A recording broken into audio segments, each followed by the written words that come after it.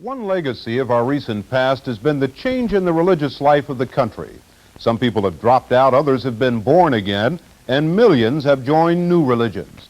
No one is sure just how many new religions there are. It could be as many as 3,000 groups with more than 3 million members.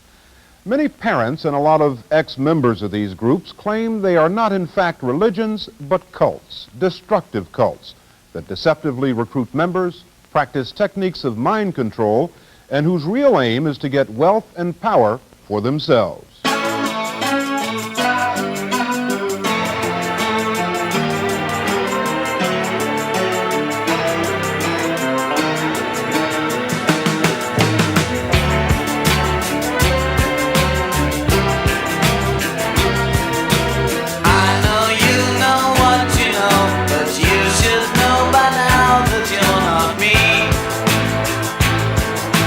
Talk about a month of Sundays. Toffee knows wet weekend as far as I can see.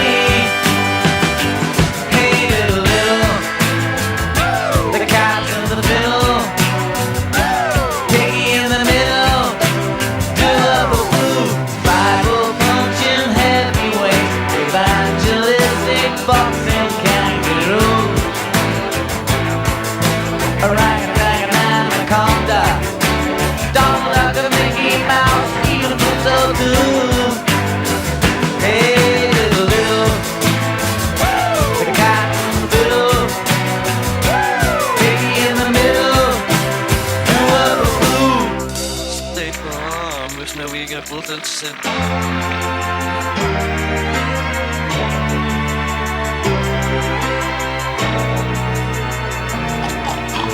One man civilization is another man's jungle, yeah. They say revolution's in the air. I'm shouting in my underwear, and I don't care. Hey little, the cat's on the fiddle, piggy in the middle.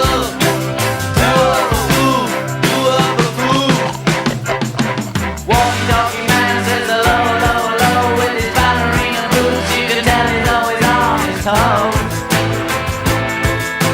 Hanging from a Christmas tree, creeping like a bogeyman, getting up my nose. Hey little, the cat's in the middle, piggy in the middle. Do a boo, boo, boo.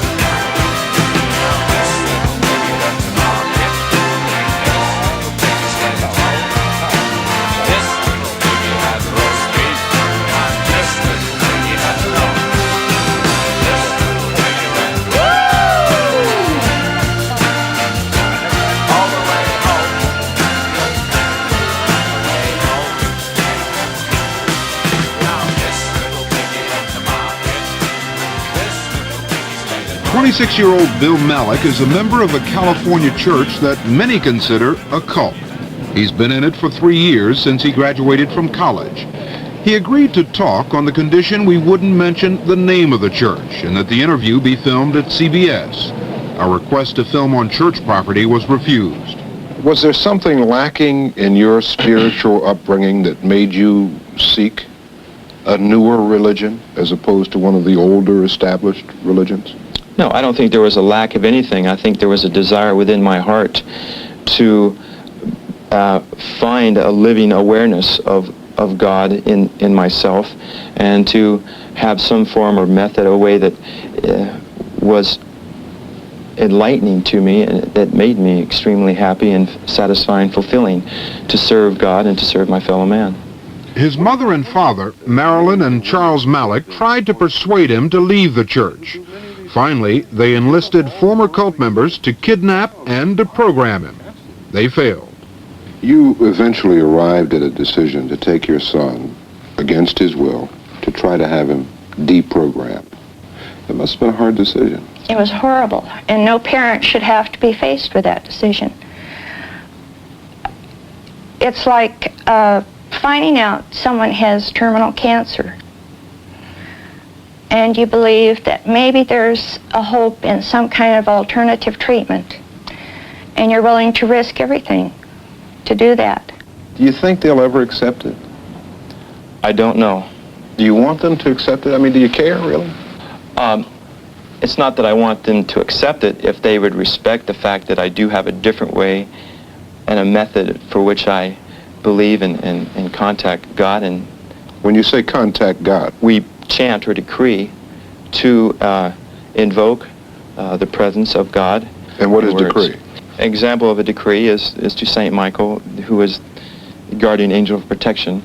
And when I get in a car, I'll simply go, Lord Michael before, Lord Michael behind, Lord Michael to the right, Lord Michael to the left, Lord Michael above, Lord Michael below, Lord Michael, wherever I go.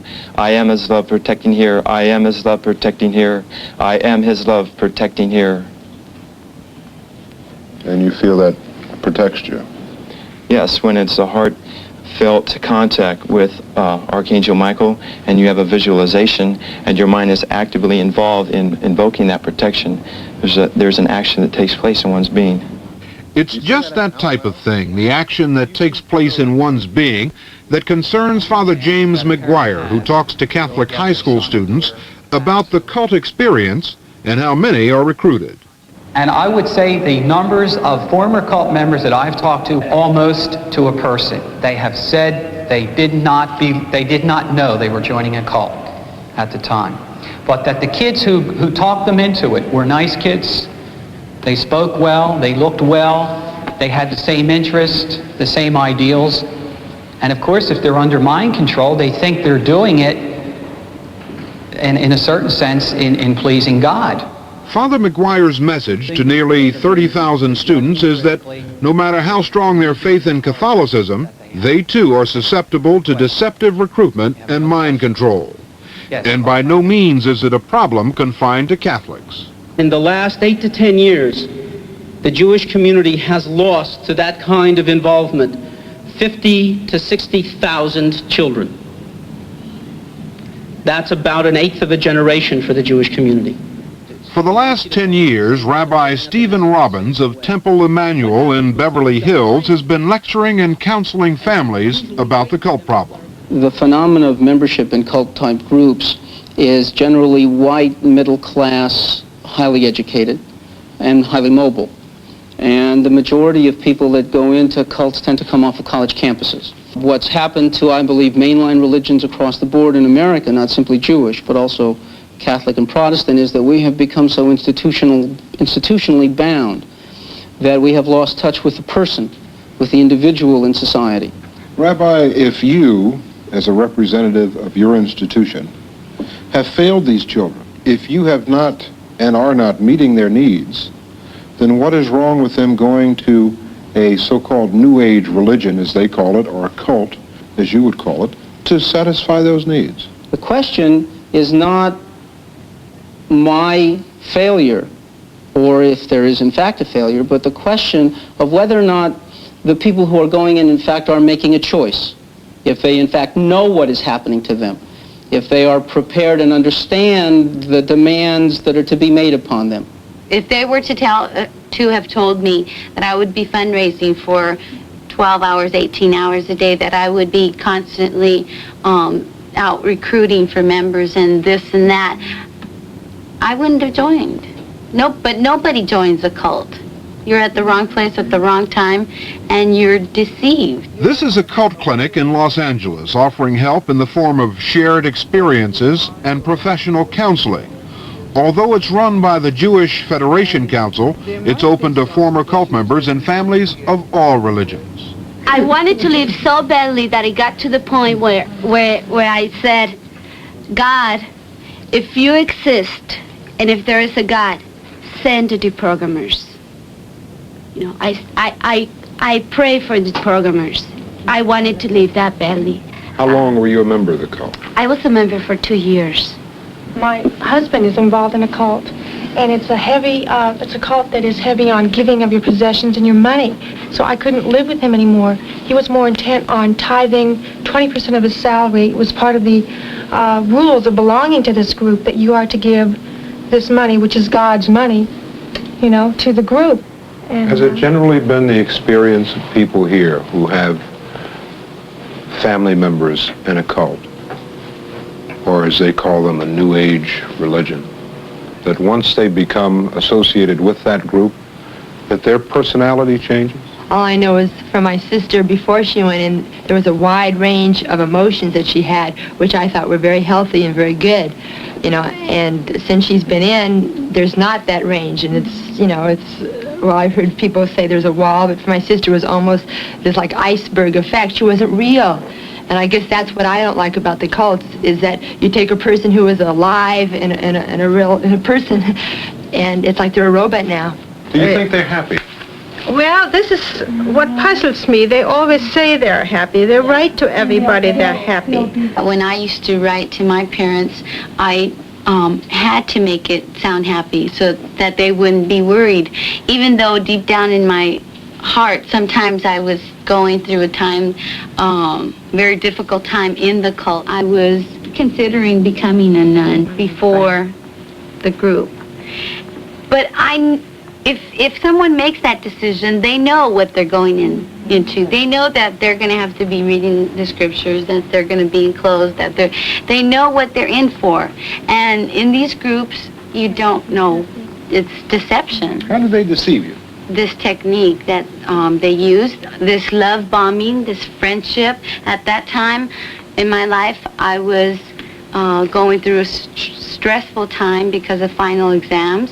My social life was secondary, and my friends were slowly not calling me. It was just, pretty soon they weren't calling me, so I needed a friend at that time, and believe it, the cults give it. My life was not mine. My life was not in my hands. I could not choose. I had to ask permission to go visit my parents. I couldn't just walk out of the center and when I felt like it, go visit my parents. I had to ask permission. Ask for everything. I couldn't decide on anything. And so that's a form of deception. We have no deceptive practices whatsoever in our faith. If people are interested, we have free public lectures. We announce to the public that we're having a lecture, and it's known who we are and what we're talking about before anybody comes. I believe that he is under total mind control. Everything in their teachings, they immunize you in every sense of your 6 senses. What is your greatest fear for your son? What concerns you most? Mental damage. You essentially feel then that they have control of his mind. Absolutely. And your responsibilities and your will have not been surrendered to Absolutely not. any individual. Absolutely not. We should point out that in the room during this interview, just out of camera range, refusing to be filmed, was a church official. In fact, each time we met Malik, that same official insisted on being present. You can do whatever you want to do? That's true. When you want to do it? When I want to do it. Could you walk out the door of this church today and never return? That's correct. Are you able to communicate with him now? No. See, one of the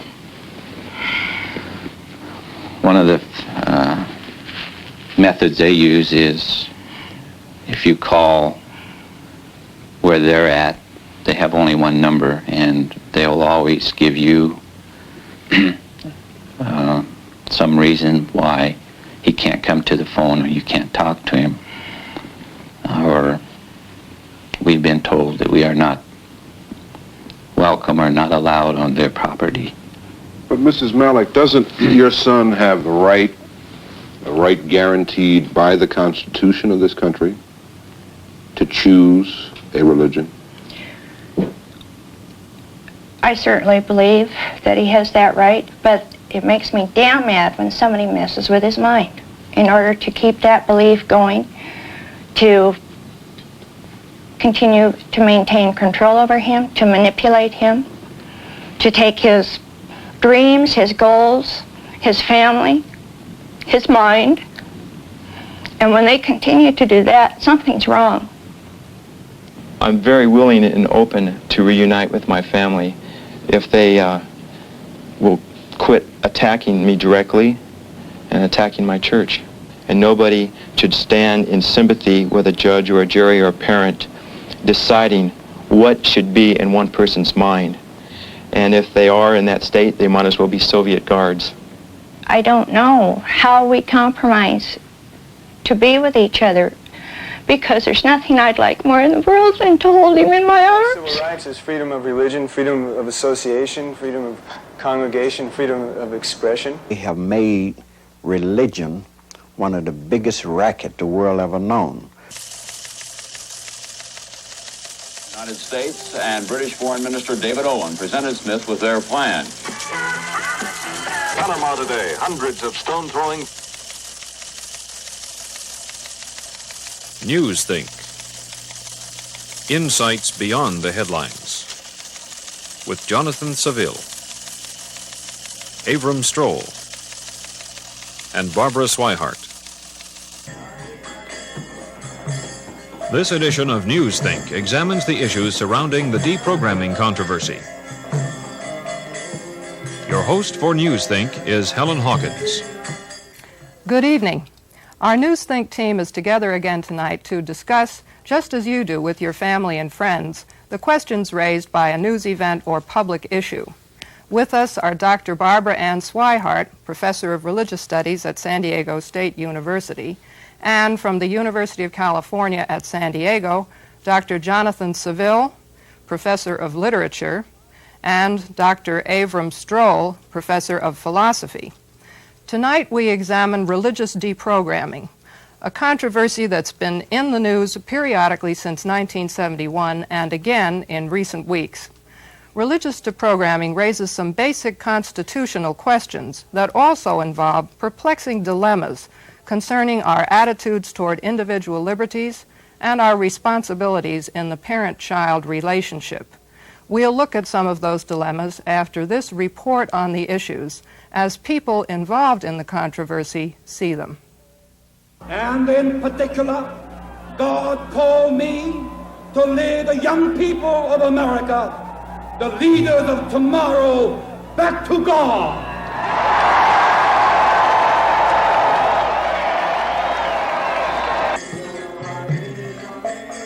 Suppose your son or daughter joined a non-traditional religious group and adopted a lifestyle and practices that you considered dangerous to your child and to society.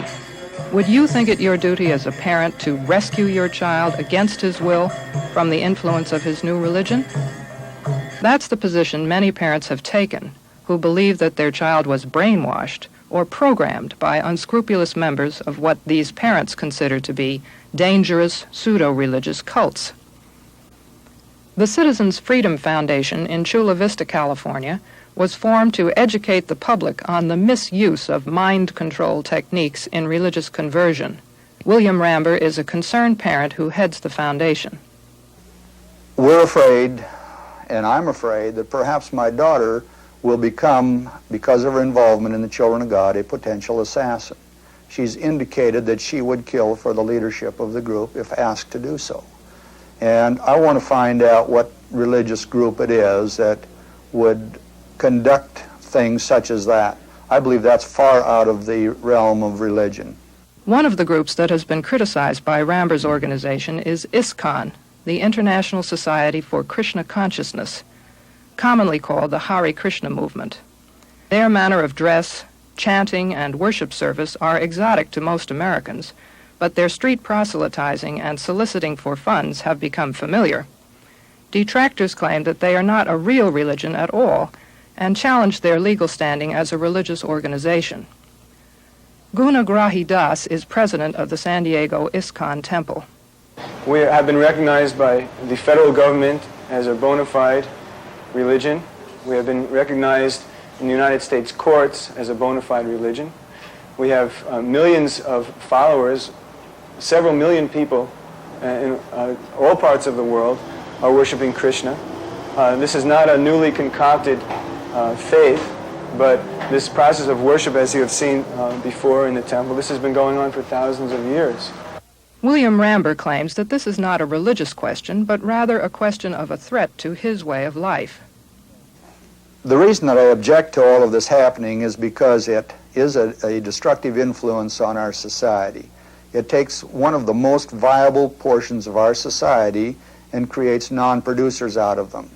No longer do the people between the ages of 18 and 30 aspire to be doctors and lawyers and ministers and people who are leaders in the community. They're converted into beggars on the street. And that would be a destructive influence in any society. Parents who believe that their children have been brainwashed into joining religious groups have sought the aid of deprogrammers like Ted Patrick of San Diego, who has made a full-time job of helping parents kidnap and restore their children to what they consider normal behavior. Patrick argues that the nearly 1,300 individuals he has successfully deprogrammed are grateful for their rescue, and he claims that he's just fighting fire with fire. They psychologically kidnap a victim, brainwash them and program them into believing that they are God when they are not. They turn them against their family, their parents. They hate their parents, the country, themselves, education, and organized religion. Gunagrahi Das disputes the claim that the Krishna movement turns converts against their parents. Now, once again, you can ask all the devotees in this temple, and we have hundreds and hundreds of letters from parents exclaiming how happy they are that their children are in the Hare Krishna movement. And I have a wonderful relationship with my parents. Most of the devotees here do. Of course, there are always kids who have problems with their parents, whether one is in the Hare Krishna movement or whether one is not. Kathy Lowry, a San Diego member of Reverend Sun Myung Moon's Unification Church, which has been a major target of deprogramming efforts, also finds parents generally supportive and considers it tragic when parents like those of one convert friend resort to deprogramming. Her parents had her kidnapped and attempted deprogramming twice by Mr. Ted Patrick. Wendy now has nightmares every night. She's back in the church, but she cannot trust her parents. She feels that she can't even let them know where she is. But parents like Wendy's feel that their children are under a kind of bondage of the mind. Patrick explains why he's doing what some people see as interfering with First Amendment constitutional rights. What justifies me deprogramming a person is I know that they are under mind control. I'm dealing with two different people. The real person which they destroy and a mindless robot which they create. What I got to do is eliminate the mindless robot and recreate the real person. Patrick held her for 85 days against her will and browbeat her every day, at least 15 or 16 hours a day. I consider deprogramming coercion. I consider it criminal behavior. I consider kidnapping against the law. I consider false imprisonment against the law. Parents have been arrested for kidnapping, but others have been obtaining temporary writs of conservatorship to hold their children for deprogramming. Ted Patrick was acquitted in early cases, but later served time in jail and now faces trial in another case on false imprisonment and conspiracy charges. But what about the methods used in deprogramming? If you refer to the type of deprogramming as published by certain organizations, that we tie people to chairs and deprive them of sleep, deprive them of food, and subject them to mental and physical strain, no, I do not approve of that. That sort of thing should be stopped. I would concentrate on establishing dialogue with the individual, just mainly getting him to talk about his conditions Ask him questions. Why do you really go out on the streets and beg money? Why do you hide your identity? And we're attempting to establish in that form of deprogramming the ability for free thought. One of our civil rights is freedom of religion, freedom of association, freedom of congregation, freedom of expression. And when a person is taken away, he is deprived of all these freedoms that have been given to him by the Constitution. They have made religion one of the biggest racket the world ever known. And also they have made religion a license to kill, to steal, lie, cheat, and do everything under the sun and make it legal because of the First Amendment. I think that deprogramming really is a threat to freedom of choice. And I think that whether or not the Unification Church is a religion is actually up to each member to determine by their own faith, by their own relationship to God. Certainly this is a complex controversy. Ave, how do you see the issues? Well, Helen, I agree with you. There really are a number of issues here, some of which I don't think we're competent to speak about. As I see it now, looking at the film reports, there probably are two issues that we could talk about and maybe say something sensible about, and which I do think go to the heart of the issue. It's presupposed, at least by some of the persons whom we've seen there, that these kinds of religious, I'll use the word cults, are in fact dangerous to the people who become devotees of those cults. That they involve perhaps producing these people as mindless robots, to use Mr. Patrick's phrase. It seems to me here we're in the area of whether, let's say, exposure to this kind of religious experience is in fact harmful, and whether in fact it is even a true kind of religious experience. The other issue could be put this way, that even if it turns out, let's say that this is harmful, is deprogramming the way to go about solving the issue? One might put it this way, that is deprogramming itself a kind of programming, which replicates exactly what those who object to this are complaining about. That's the way I see the sort of the two issues. Well, what about that first question of whether these groups, and I don't know whether we can use the word cults, that's kind of taken on a pejorative meaning or a harmful meaning. Let's call them new religions or something. All right, like that. let's say new religious groups, although of course the Krishnas claim to be an old group. What do you think about that question, whether these are harmful? I think a useful way to look at this phenomenon is from the point of view of developmental psychology, since it is, after all, a phenomenon which strikes people who are in the period that's generally thought of as late adolescence. That's a period which begins, 16, 17, and goes on, depending on the individual, up to 20, 21, 25, 28. It depends very much on the individual. It's a period of great stress of all sorts. There's a great deal of psychological conflict and social conflict involved in it. There's the problem of becoming independent from the parents and at the same time wanting to remain dependent on them. There are sexual problems. There's the problem, a very great problem, of finding a niche in society, finding something that one can do that society would want. There's the problem of finding a job. And these conflicts cause a great deal of pain. And most of us, most people, come through the period of late adolescence, having undergone this pain, and arrive at what is generally thought of as maturity, which means, if I can just define it this way, a good adaptation to the real world and the real society that you live in, with a capacity for getting gratification out of it. Now that's one way of coming through this period, but there are other ways which are less desirable. There is, for example, having recourse to drugs, having recourse to alcoholism, and at the worst there are nervous breakdowns and psychosis, actually. And what about religion? Religious conversion, is typically a phenomenon of late adolescence. That is when the most intense religious conversions take place.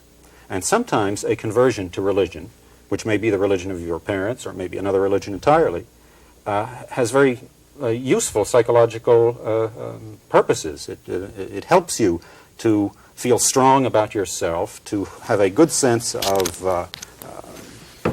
your own will and your own capacity to take care of yourself, and it helps you to adapt to the world that you live in.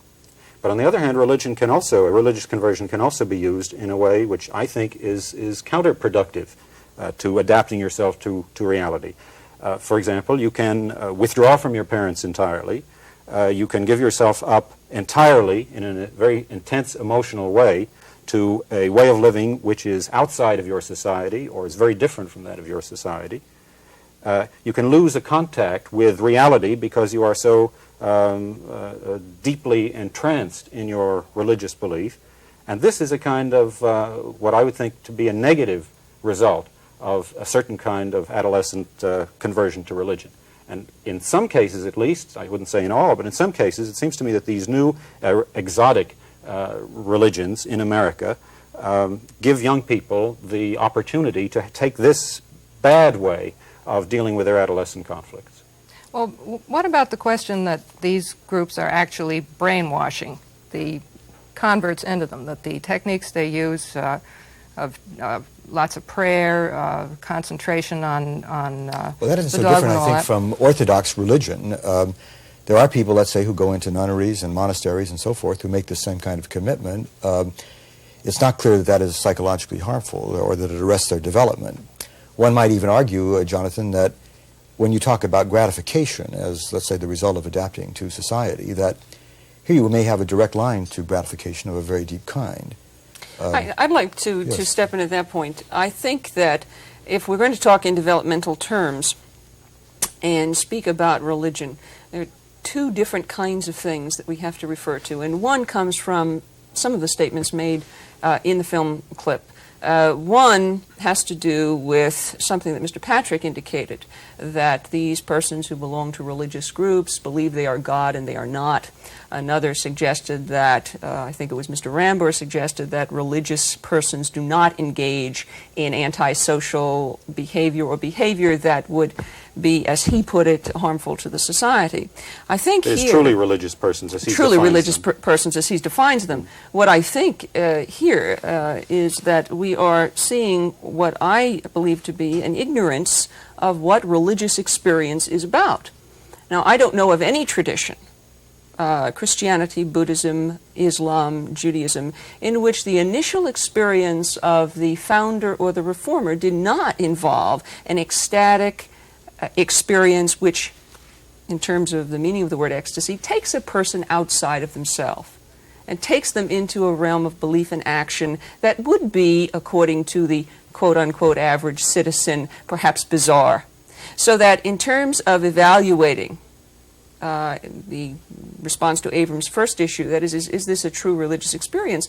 The only way one can ascertain that is to look at the nature of the belief and the intensity of it.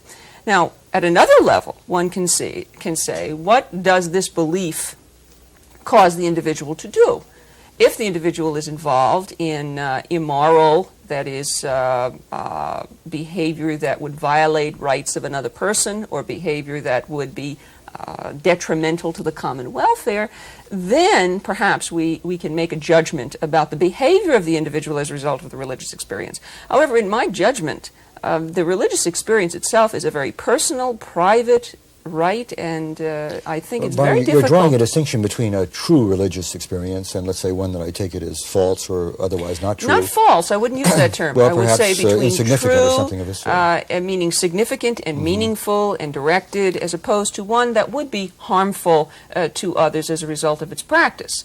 Now, I think the confusion here has to do with not being able to separate religious experience from the effects of the believer who feels compelled then to convert the world or to go out among the people to preach a certain kind of mission. And that's something different. Then you're involved in civil rights. Then you're involved in how it affects the society. And I believe that parents who are concerned about this are not separating the two. For one thing, our society has usually been viewed religion in very institutionalized and traditional forms, where an individual would attend church or attend synagogue and keep the holy days or the celebrations of that particular tradition. But we have not seen, as we are seeing today, the presence of a continual, persistent religiosity. the evangelicals, the born-again Christians of all ages are swelling the ranks. Well, Barbara, and these are no different, except they come from a quote-unquote foreign type of tradition. Hinduism is not known as well as Christianity. I think there are two different issues here. One is whether or not, let's say, somebody who is a devotee of a given religion somehow enhances his life by some kind of experience. But the other, and the issue that Jonathan raised originally, is whether, given the nature of that experience, whether this person becomes unadaptable to the real world. Well, that's precisely the point. The person cannot adapt to the real world if they believe that the real world is taking them away from their spiritual quest. That is why my point that we are ignorant of what religion is about at its core is what is really suggested by these comments. Well, how do you distinguish between, let us say, somebody who has religious visions, what you would call religious visions, who speaks to the saints, let's say, and somebody who has hallucinations? Well, I'm not competent to judge the distinction, but I think that if an individual's belief is not harmful to another or is not harming himself, but that, of course, under the judgment of those who are competent to judge that kind of behavior. The problem is the matter of harming the self. Now, it might be said, certainly some of these parents believe, and sincerely believe, that it harms their child to believe in a world which is not perceptible to ordinary people, to have visions, to retire from the world, to go into some kind of monastic existence or some kind of cultish existence, but most of all to have to center their lives on a reality which they perceive but that most people don't perceive. But let me interject that one of the major arguments that's made by anyone who's involved in the deprogramming question is that the converts have been, quote, brainwashed, unquote, into this conversion.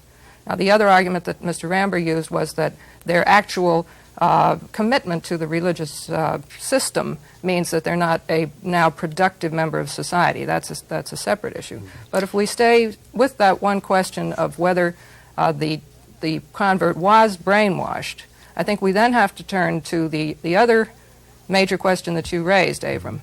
Whether or not the religious group itself is harmful, does a parent have a special right to become involved and, in fact, against the will of the child, bring them back to what they consider normal? Well, I would like to respond to this, Helen. It seems to me that there are two issues here.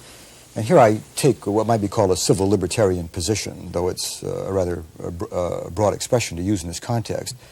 It seems to me, first of all, that parents, here we are talking, of course, about young adults. We're not talking about adolescents. We're talking about people who are 18 and older and so on. Well, adolescence, as psychologists define it, corresponds to what you call young adults. It means people who are over age legally, but at the same time are still psychologically. Legally, they are adults. They're responsible individuals. They can be drafted. They're in the Army. They're married. I think as a parent myself that most parents are in fact very solicitous about what happens to their children. I think they ought to be. There is, however, a concomitant danger, namely the danger of replicating yourself in your children, producing your interests, your attitudes, your values, and so forth in the child. So that if parents go to the extreme of forcibly abducting these children to make them in their own image, as it were, thus assuming a kind of godlike stance toward the child, I think they do irreparable psychological harm to the child. They prevent that individual from becoming a full-fledged human being. Of course, they restrict his opportunities. These parents are claiming that what they are doing is not reforming them in their image, but simply restoring them to, quote, free will.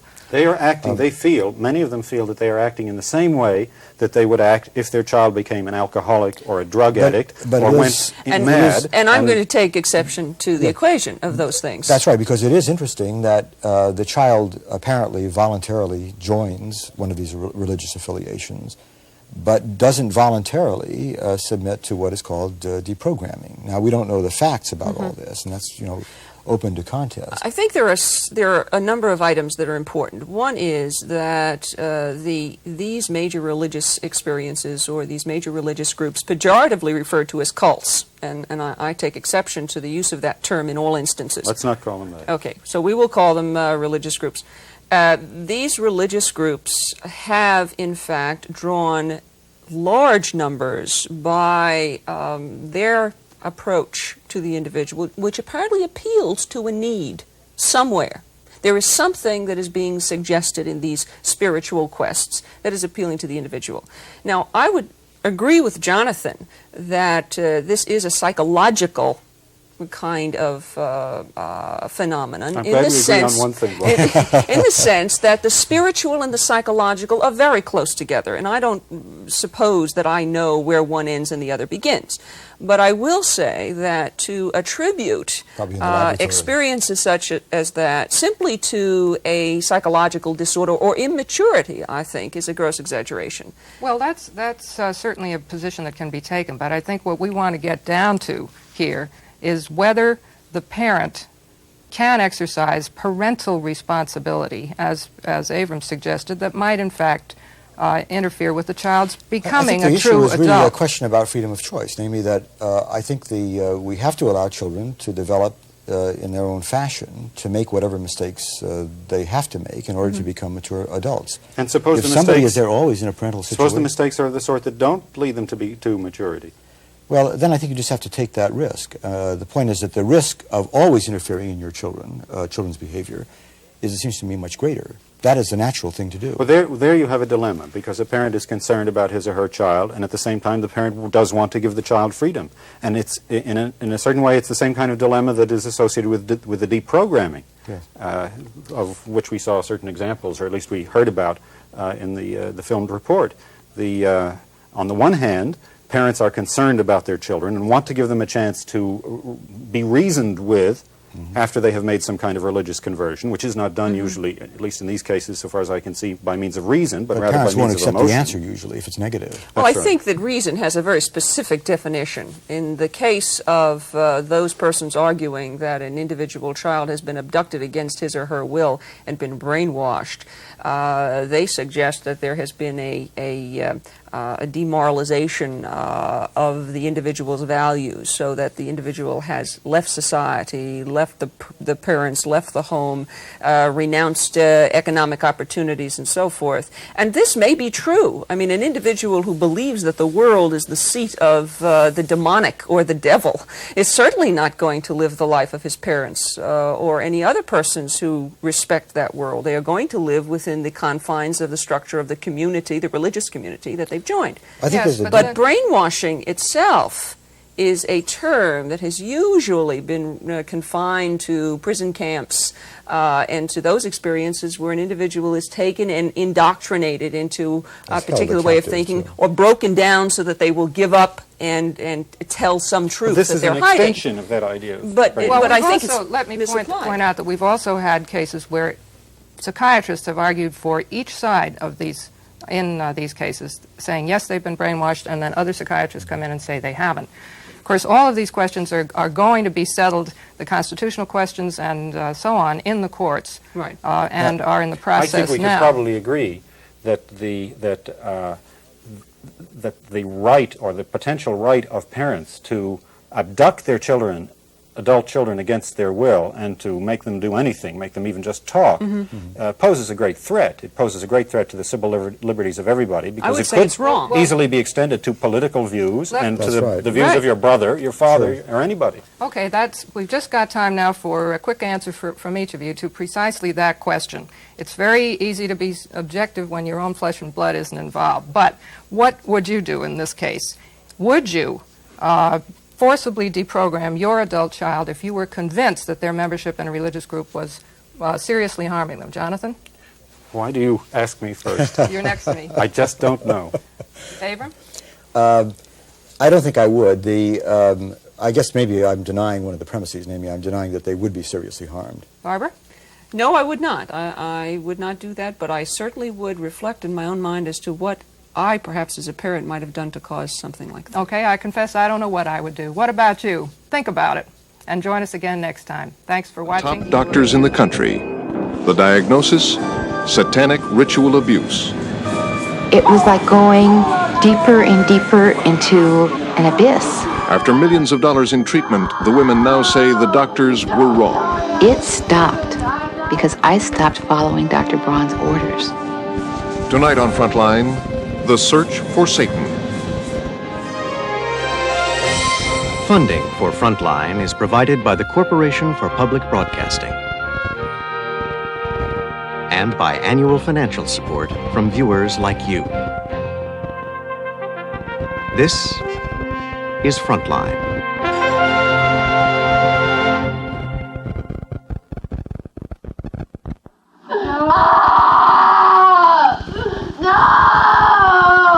Don't tell me I'm stupid. I'm not stupid. Mary's stupid. Mary's getting better. You're sick. Mary's stupid. Getting better. She's so stupid. I hate her. Mary has people that care about her and take care of her. You don't have one person that cares about you. When I look back, I can't believe it ever happened to me. You could join therapy. Mary S. spent 3 years in psychiatric wards, diagnosed as a victim of satanic ritual abuse. You and Bobby ruined it. I was told that I was raised in a satanic cult, and when you're raised in a satanic cult, you abuse people, even the people that you love. Everybody around you's in the cult. You don't know what it is to be a person. But you don't even know that I'm smart enough to love your daughter and get her out of the cult. It was like going deeper and deeper and deeper into an abyss. There was no end. It was like a bottomless pit of horrors. I really believed that I would either end up in a psych unit for the rest of my life, or that when my insurance ran out, that I would live underneath a bridge as a bagwoman. Mary's journey, paid for by her insurance company, took her into one of the most controversial areas in modern psychiatry. It began 6 years ago when Mary lived with her husband Joe and her 8-year-old son Ryan in the suburbs of Chicago. He worked in telecommunications. She was a school teacher. They were the typical loving family. Meredith Schreiner and her husband were close friends with Joe and Mary. They were very good friends as well as lovers, and they were very close. They had a good relationship. She also had a wonderful relationship with her child. Mary was a great mom with Ryan. Just a great mom, had tons of patience. In 1988, Mary fell into a deep depression. I started having panic attacks, not being able to eat, losing a lot of weight, not being able to sit still, not being able to concentrate. So I went to a psychiatrist to get medication. She found a counselor that was recommended by a friend and went to her. And within a few months, she kept getting worse. Anxiety attacks were very bad. Because I had seizures and blackouts, my therapist felt that I might be suffering from dissociative disorders. And so I went for an evaluation at the best hospital in Chicago with the leading experts in the field. The hospital was Rush Presbyterian St. Luke's in Chicago, a renowned teaching hospital with a unit specializing in treating the dissociative disorder known as multiple personality disorder. There, Mary met with Dr. Roberta Sachs. Within the first 5 minutes, I was in her office. She diagnosed me as polyfragmented multiple. Multiplicity was something that we knew nothing about, and so she described multiplicity as taking a vase and dropping it on a cement floor, and that's what had happened to my personality. It had shattered into that many pieces, and that her job as a therapist was to glue those pieces back together into a whole. Mary was 38 by then. Her life had not been easy. Growing up, she had a learning disability. When she was 19, she was brutally date raped, became pregnant, and gave the child up for adoption. After her marriage and the birth of her son, she underwent a hysterectomy and developed seizures. Her husband was a recovering alcoholic. Finally, shortly before the onset of her depression, she was attacked in a hallway at the school where she taught. Still, Mary says, her therapist, who had attended a seminar on satanic cult abuse, thought that that might be another explanation for her depression.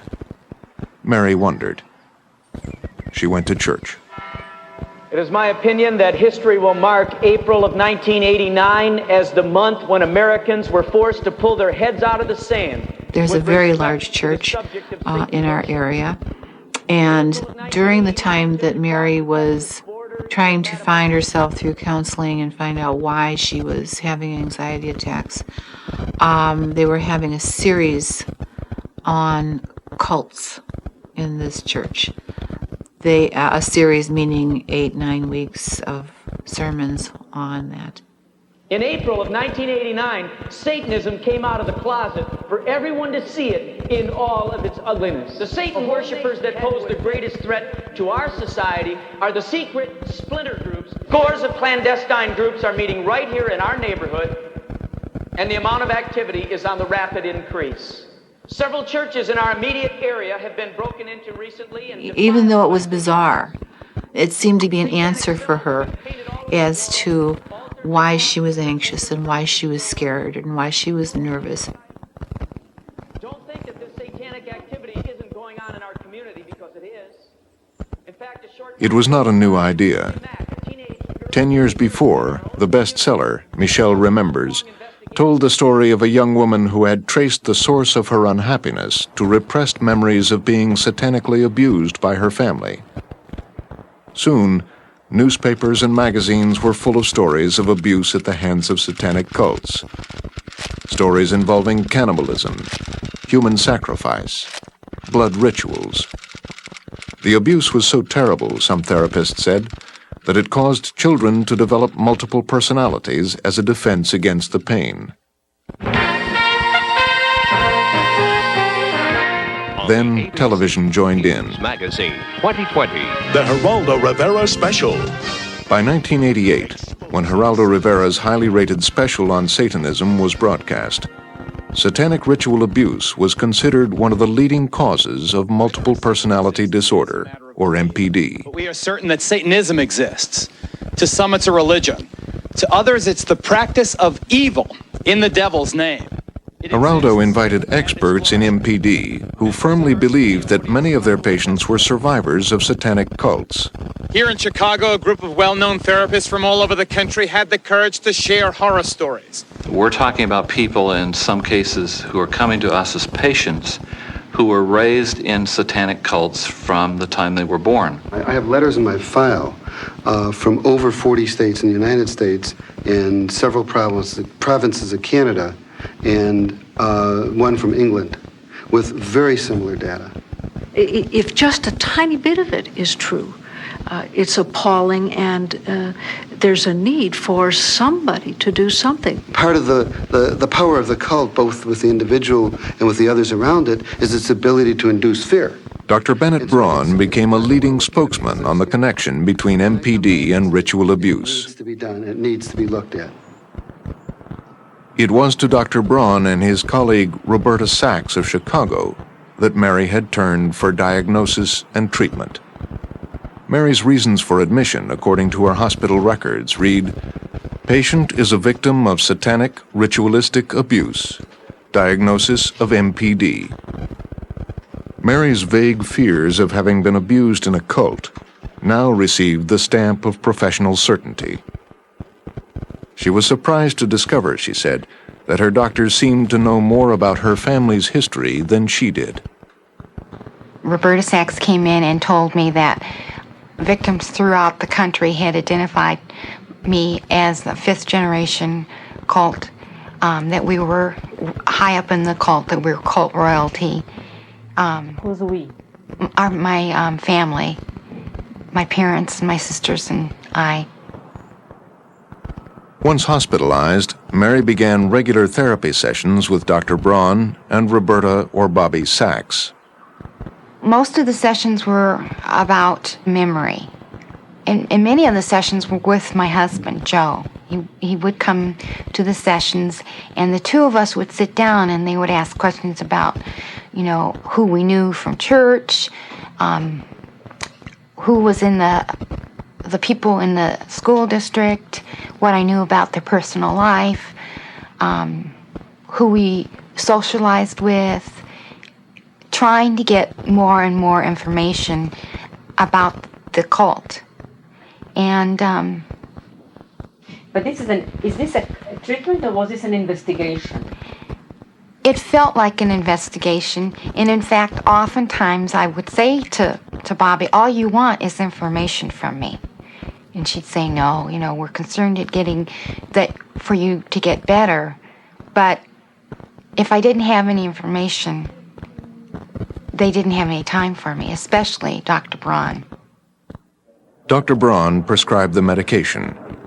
He put Mary on a variety of medications, among them Halcyon, Klonopin, Xanax, Prozac, and on experimentally high doses of the heart medication Inderol.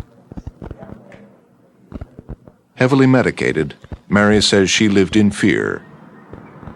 They told me that I had already been programmed that if I divulged the secrets from the cult, that I would self-destruct.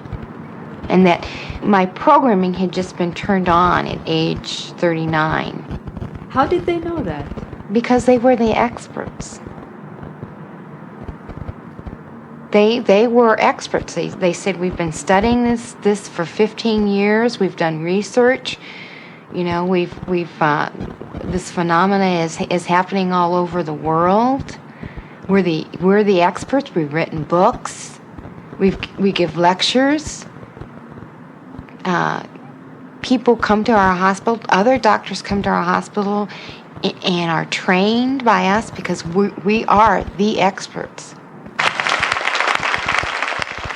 In fact, Mary's doctors were considered leading experts in their field.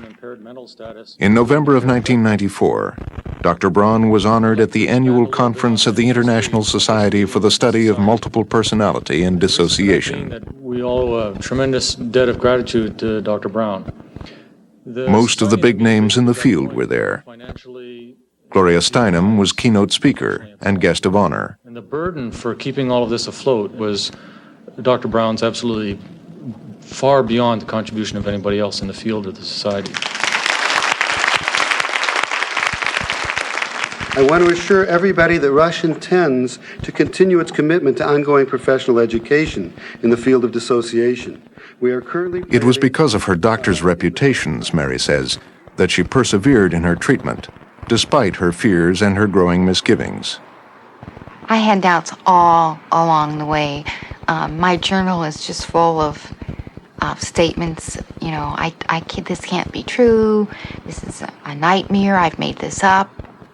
I mean, my whole life, my whole world had been turned upside down at that point. Here, I go from being this teacher and having a normal life and doing normal things to a cult royalty.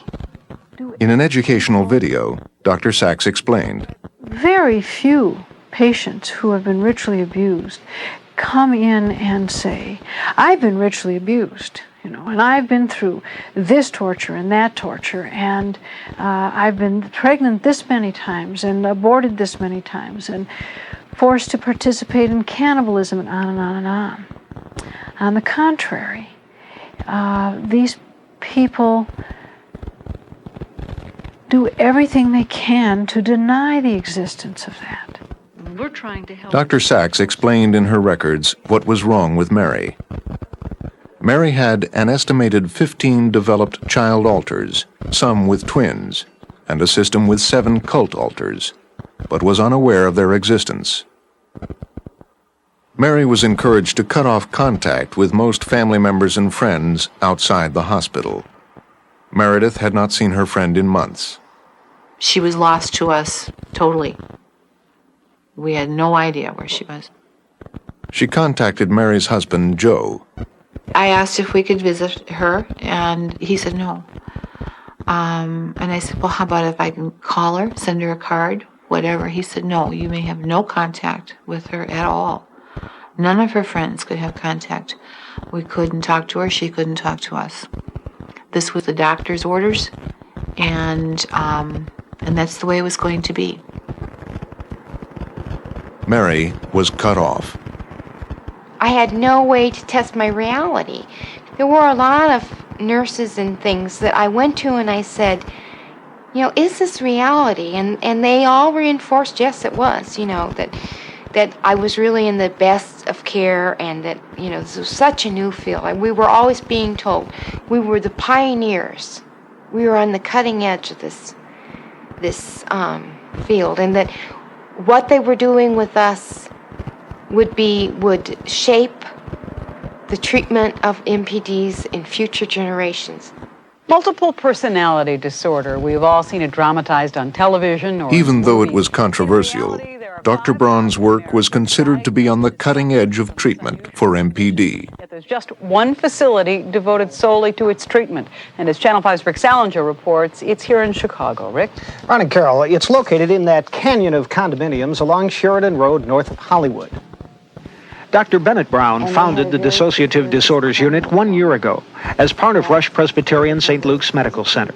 Meet Pat. I'm 32. I'm married. Have 2 children. By outward appearances, she is normal. But inside are dozens of different people.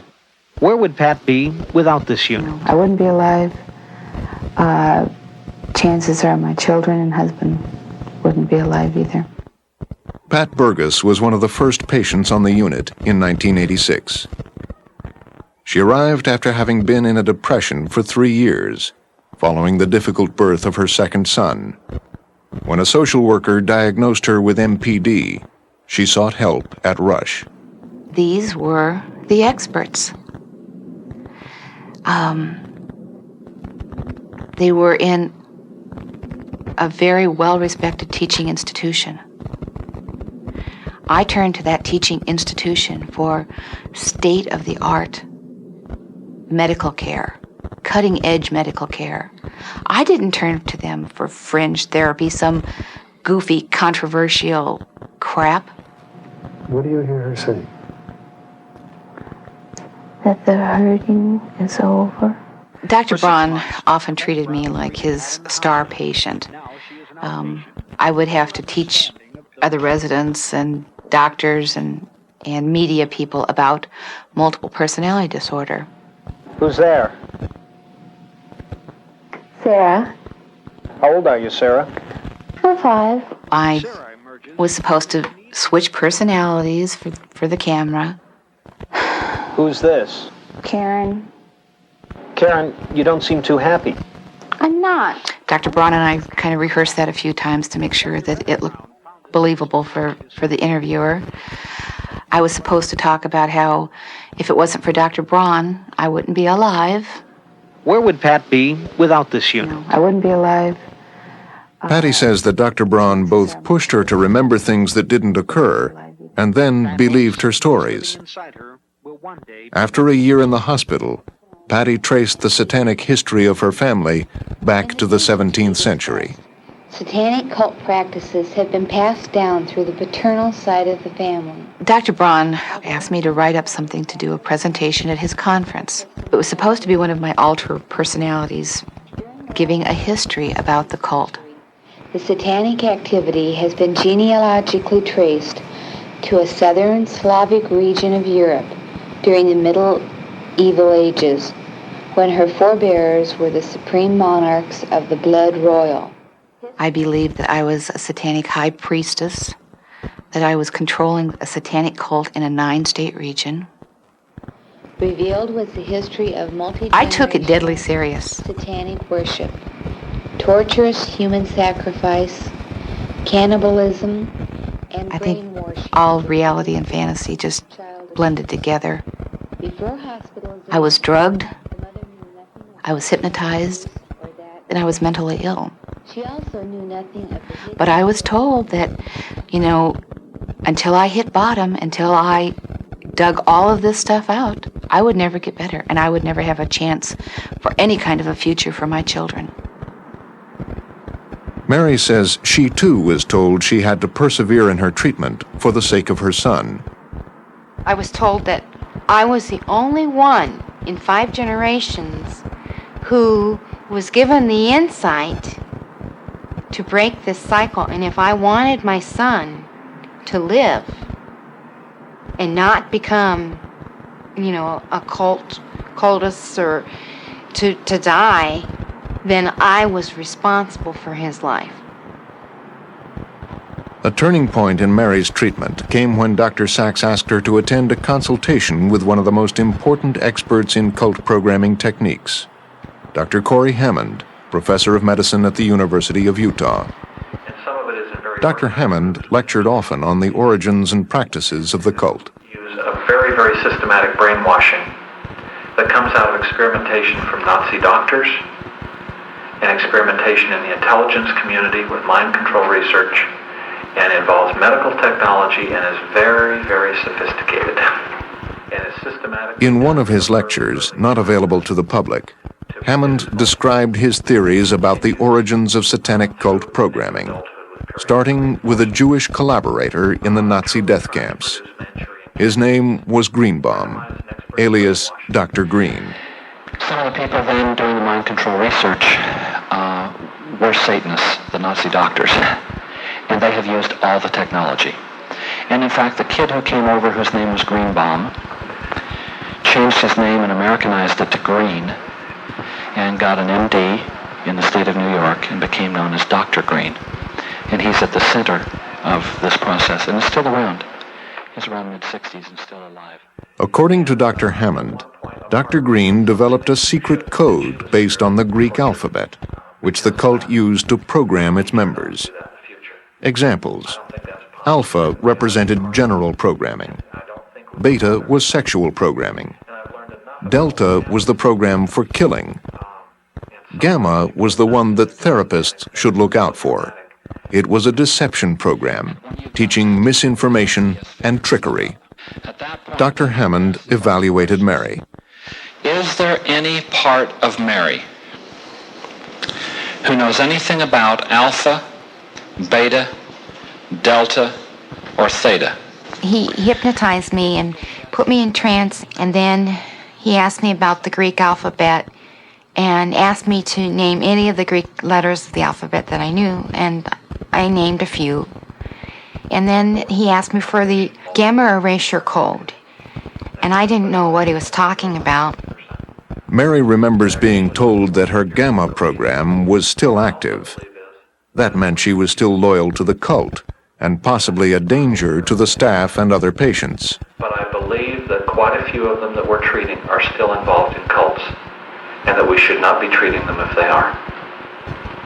And that's a cruel, terrible thing to say, and that is a danger to them and a danger to us. Mary says that she was told that besides being a cult plant and a spy, she was now strongly suspected of having ritually abused and programmed her son. He had to be evaluated. She had to be deprogrammed. Dr. Sachs recommended that the work be done in Houston by her colleague, Dr. Judith Peterson. Hi, Judy. Hi. It's good to see you today. The two therapists referred patients to each other and had collaborated on several training programs. What you're about to see is a role play of an abreaction that Peterson, a licensed psychologist and PhD, was clinical director of a special unit at Spring Shadows Glen, a private psychiatric hospital in Houston, Texas. A small building surrounded by trees, the hospital was nicknamed Club Med by its patients. Mary would stay there for 2 years. Some of her therapy sessions were taped. Something went right. In this session, Dr. Peterson is to Mary's right. Can somebody come out? Can you come all the way out? By the time I got down to Houston, they didn't care what had happened to me. I was identified as a perpetrator and treated as a perpetrator. Come on out. She knows she's locked in the parts. Come all the way out. They're in charge of the accident. They're responsible for it. They told me that there was someone, some cult altar, deep within my system that knew the plan about killing my husband and my son. Not gonna hurt you. And that all I needed to do was to let that altar surface. Come out that knows the plan. For Joe and mine. And yours. It's not for me. Okay, for Joe and mine. By then, Mary says, she believed it all and tried hard to provide some useful information. They will look like an accident. They would say, you know, let them come up, bring them up. Let the real cult loyal alters come up and give this plan. Heard that. What else?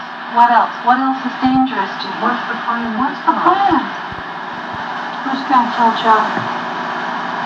Who's got the job? Who'd you get the job to? I was told that I would go to prison because they knew that I had killed people and that I had abused these children, and I was part of this international network. All the way out? I hate you so much. Come all the way out? I hate you so much. All the way out? Mary's friends had no idea what had happened to her.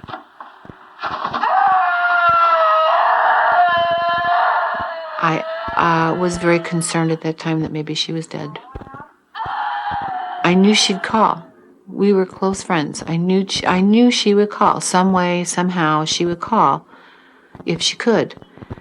And by that point, I was really beginning to doubt what was going on with her and with Joe. And I was just very scared.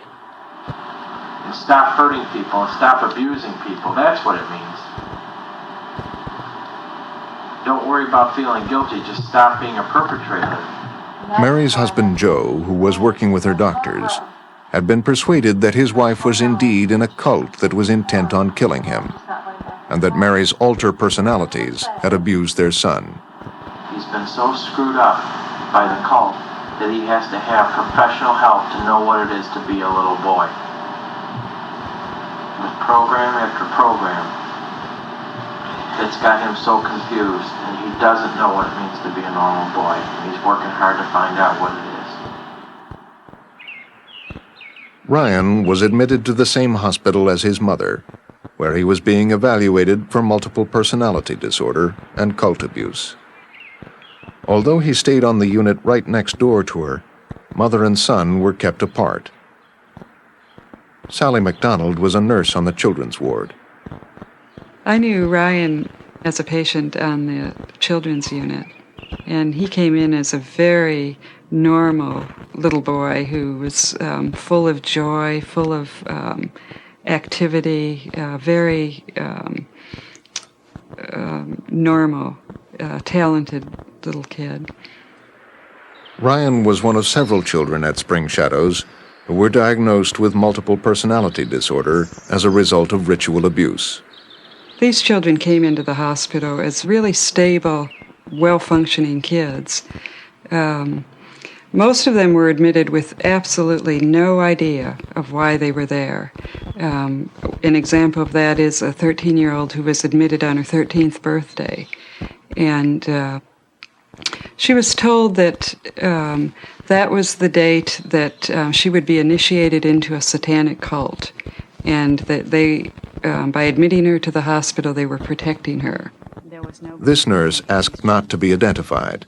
What I saw are children being admitted with very normal behaviors, being allegedly involved in a cult, not knowing anything about the cult, and then slowly over time being told about that they had parts and they had to look within themselves to find these parts of them, and there was a lot of pressure on them. They went into therapy sessions to identify these parts of them, which eventually became alters, which eventually had names and became part of the multiple personality.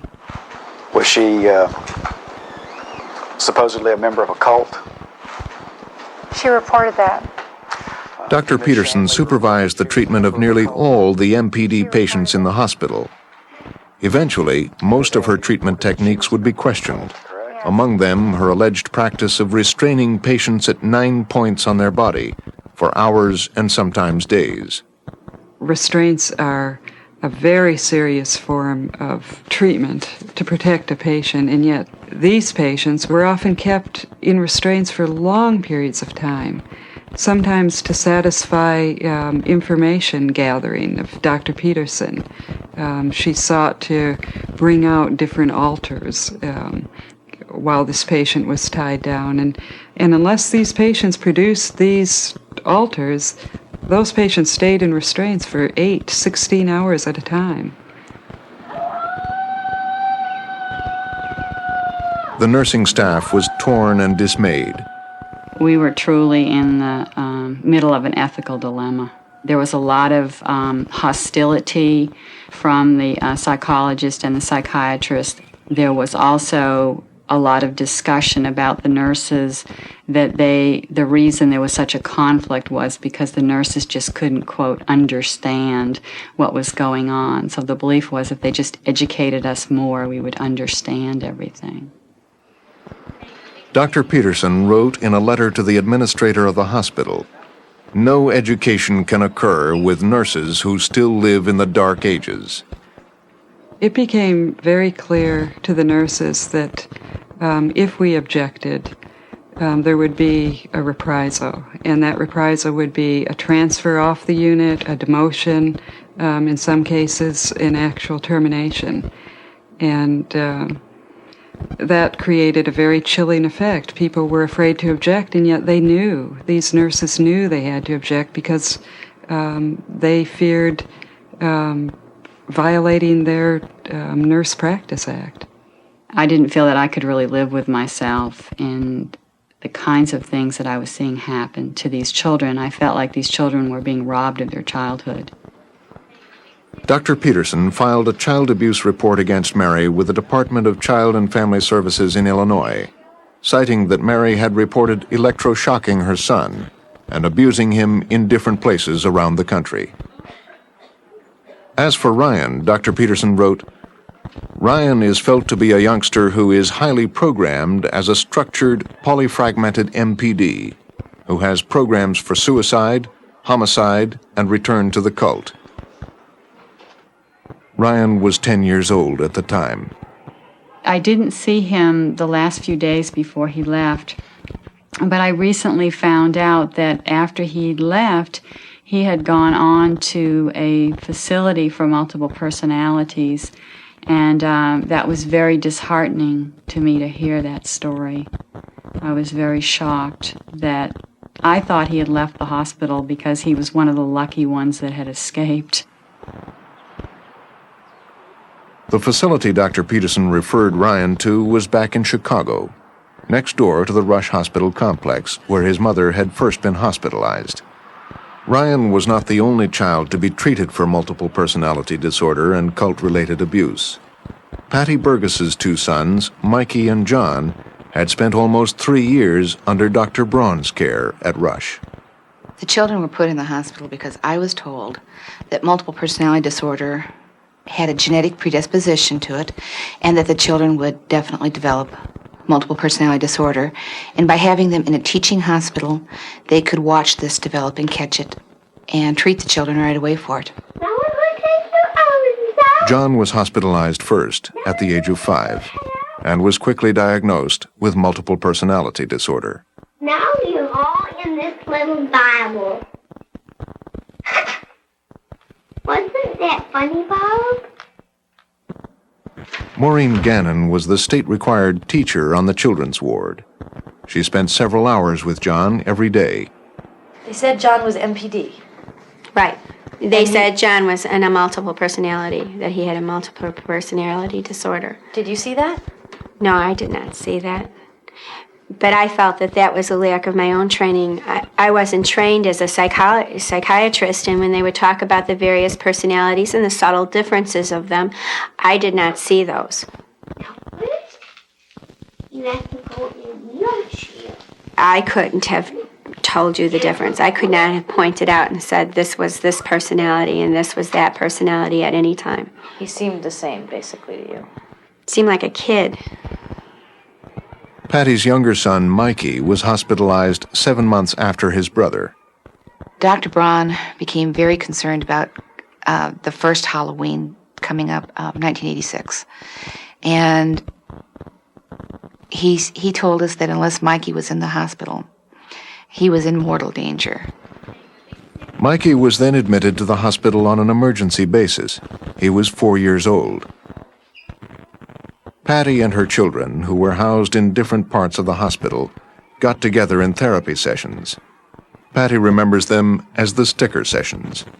I was supposed to do everything that I could do to encourage and support the children in the telling of these yucky secrets. And the more yucky secrets they were able to tell, the more stickers they got for that day. So the kids were real motivated to do this as well. Excerpts from the child psychiatrist's notes. John talked about being threatened that someone in his family would be killed if he didn't obey orders. 2 stickers. And another. John related an incident where a black woman was seized by the cult and choked to death. Afterwards, victim was barbecued. 3 stickers. In this California trial, where Dr. Braun testified as an expert witness, he used an example from one of John's sticker sessions to stress the validity of satanic abuse of children. But I had one child who was just 5 years old talk to me about what it's like to stick a knife in somebody's abdomen and pull it down, and how the intestines pop out. I mean, they just blow out. And what it smells like. The discussion that day was surrounding John cutting open this man's stomach. And Dr. Braun was pumping John for some details about how did this happen? What was it like? And John said how he took this knife and he stuck it in this man, and how he cut it and cut the man, and how his stomach popped open and how it smelled terrible. In the description of that, having done surgery myself, I know what it's like to open in the belly. And if the anesthesia isn't done right and the muscle relaxant isn't done right, that's exactly what happens. The bowels come right out through the wound. And here's a 5-year-old that can describe to me something I know something about and have it perfectly as far as I'm concerned. The kids went back to the unit. They got their stickers that day, and John got extra stickers because he did such a good story here. And I told Dr. Braun, I said, wait a minute, you know, hearing him, I know that's not real. Because I know that's a scene from a Star Wars movie. Ben. Where Luke Skywalker cuts open this beast he was riding, and all the guts spill out, and it smells really terrible. I thought they smelled bad on the outside. And when I heard John tell it, I knew he was telling me the story from the movie. But Dr. Braun wouldn't believe it. Where does a 5-year-old learn about this? Not many 5-year-olds go in operating rooms. Of all the members of the Burgess family, only the boy's father, Michael, was not thought to have been involved in the cult. What did you make of it all? Well, as far as I can, determine from what Patty had said and what the doctors had said, the boys were supposed to be being trained by Patty to participate in cult activities, and then at some future date take over, a leadership role in this cult. And when did they first get into the cult? Shortly after birth, they were supposedly been trained as even as small infants to do these kinds of satanic rituals, to do the murders, to kill other children. They were supposed to have been trained to do all that. But how could that have happened if you didn't know about it? That's what had me confused, and as things started, getting into a regular routine of all the, every week, every day, there was a new memory coming up. After my initial, shock and horror and really fear because I was afraid for my family's life, it became more and more difficult to believe all the stuff that had happened. Did you ever ask Dr. Braun where the bodies were, why there was no evidence, why?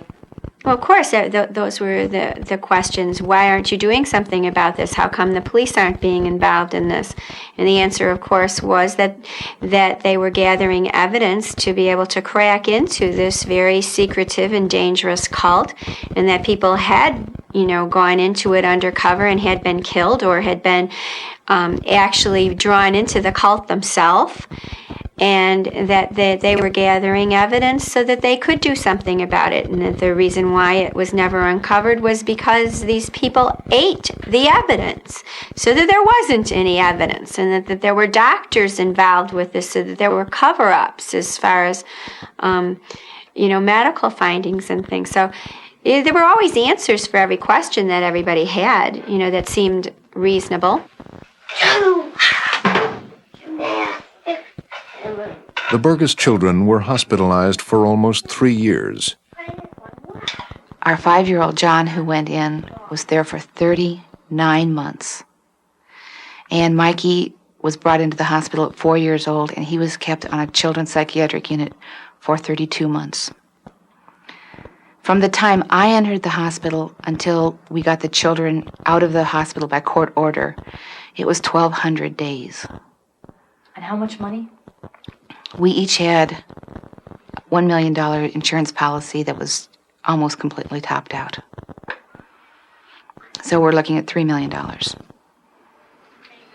This is a partial list of the Burgess family's hospital bills. Their bill for medication alone was in the tens of thousands of dollars. Hospital room and board was well over $1 million. Mary's hospital bills also amounted to millions of dollars.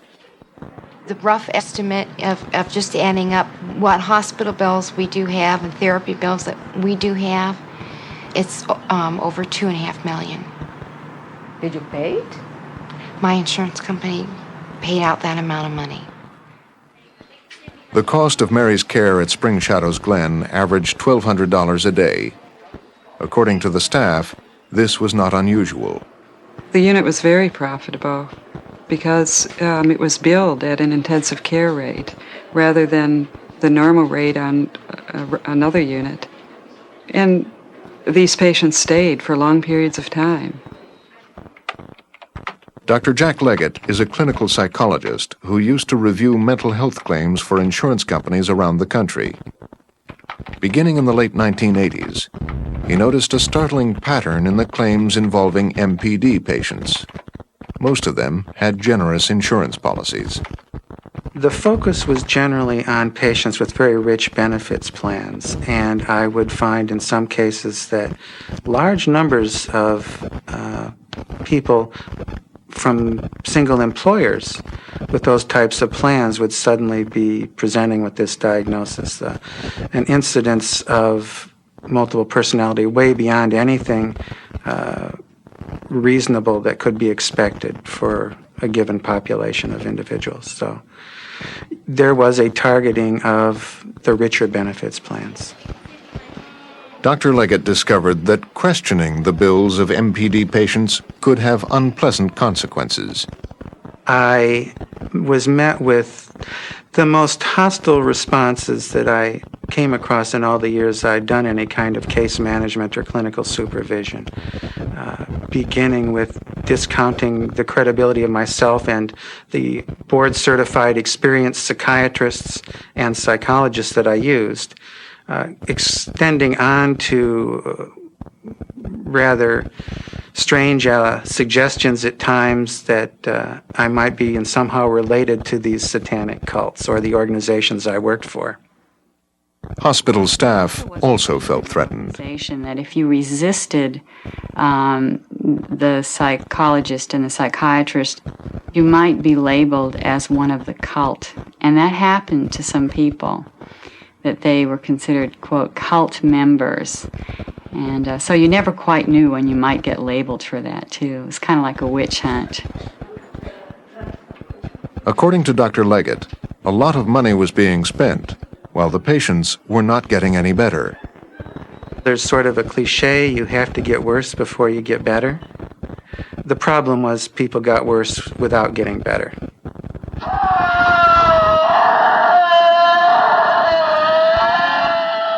Mary was getting much worse.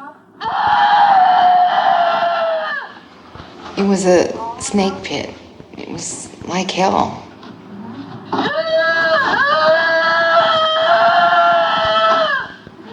I'm sure that I would die there sooner or later, and probably sooner.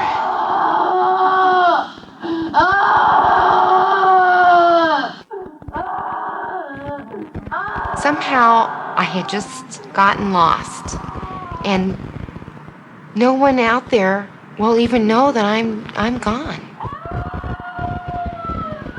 Mary had been in Houston for 2 years when her insurance company began to push for a change in status. She was to be moved permanently to a nursing home. Somehow, she says, she gathered enough strength to resist. I wasn't going. I refused to go.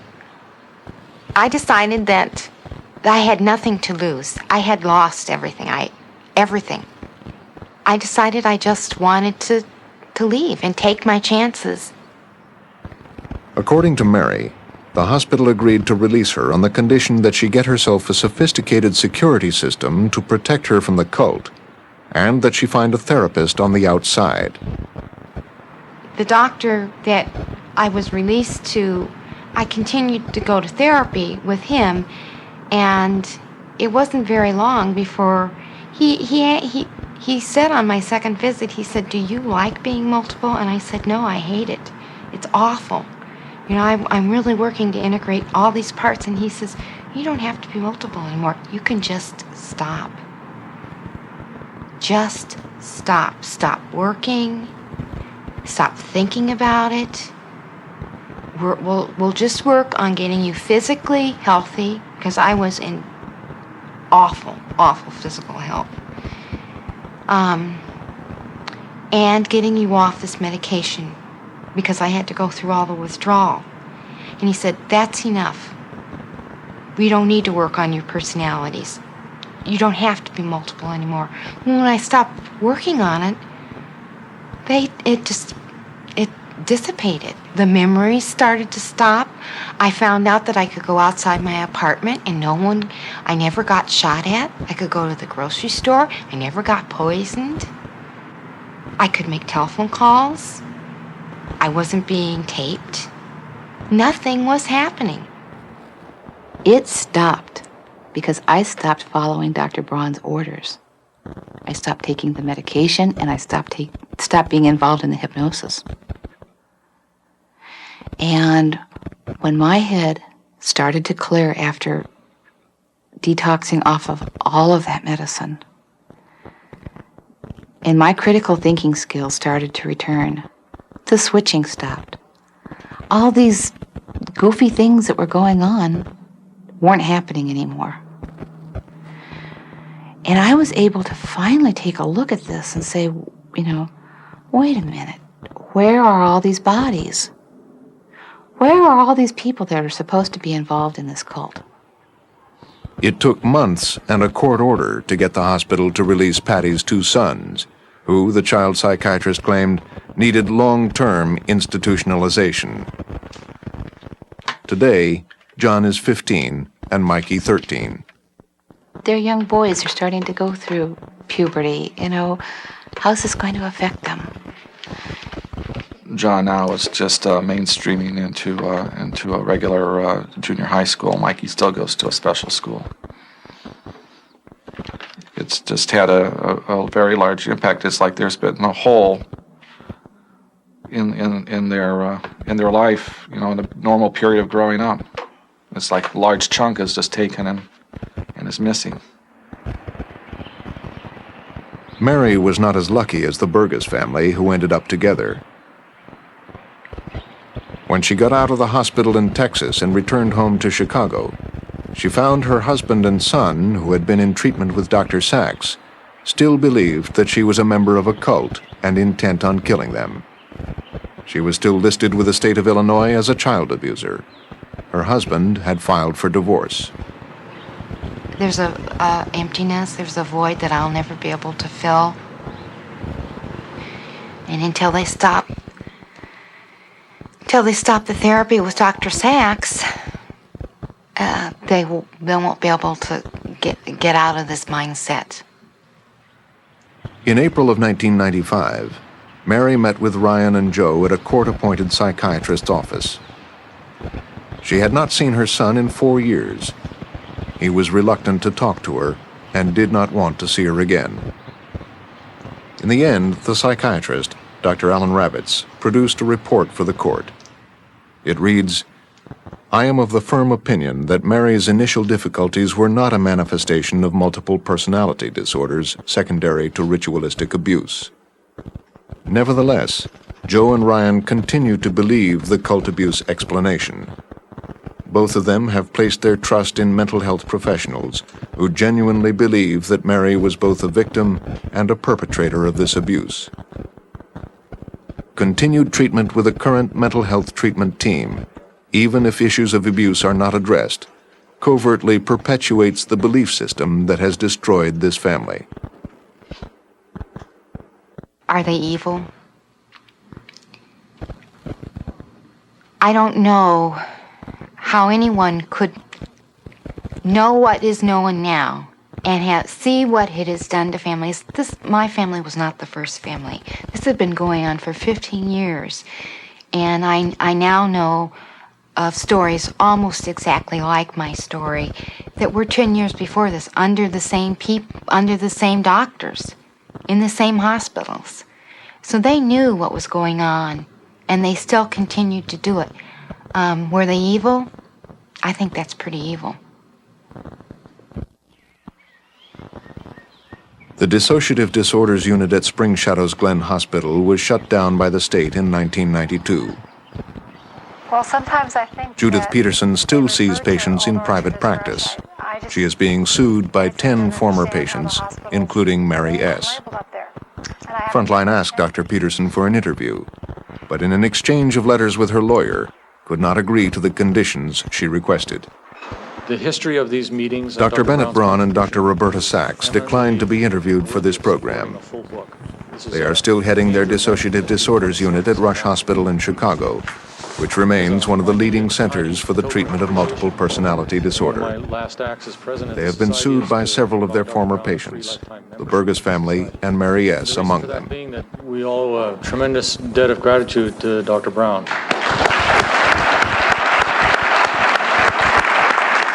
After 7 years investigating claims of ritual abuse, the FBI concluded there is little or no evidence for allegations that deal with large-scale baby breeding, human sacrifice, and organized satanic conspiracies. It is up to mental health professionals, not law enforcement, to explain why victims are alleging things that don't seem to have happened. Dear Frontline, last night I saw your show. I discerned a bias. You can interact with Frontline by sending your comments by fax to 617-254-0243 via the internet at frontline@wgbh.org and by letter to Dear Frontline, 125 Western Avenue, Boston, Massachusetts, 02134.